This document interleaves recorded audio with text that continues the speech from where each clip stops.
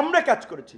BNP, জামাত, হেফাজত ইসলাম, আমি নিজে যোগাযোগ করেছি, আমাদের আরও রাজনৈতিক ভালোরা যোগাযোগ করেছে। আমাকে কেন 18 তারিখ তুলে নিয়েছে?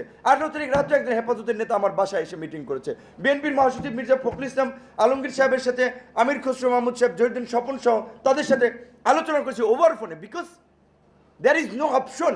আমাদেরকে ফাইনাল রিস্ক নিতেই হবে জামাতের নেতাদের সাথে, যে এই আন্দোলনকে পলিটিক্যালি সব ধরনের সাপোর্ট দিতে হবে, কোনো ব্যানার থাকা যাবে না, ছাত্রদের নেতৃত্বে জাতিকে সংগঠিত করতে হবে। আমরা সেভাবে কাজ করেছি। এখন পর্যন্ত আহতদের একটা সঠিক তালিকা হয় নাই, নিহতদের একটা সঠিক তালিকা হয় নাই। এই গভর্নমেন্টের তো প্রথম কাজ ছিল আহতদের একটা তালিকা করা, কোন হসপিটালে কে চিকিৎসা নিচ্ছে তার একটা ডেটা তৈরি করা, কারা কোথায় নিহত হয়েছে। আবু সাইদ আমাদের ছাত্র বন্ধু ভাই, তার মৃত্যু সমগ্র জাতি তথা বিশ্ববাসীকে কাঁদিয়েছিল। মারা কি শুধু আবু সাইদ একজন গিয়েছে? আমরা আবু সাইদকে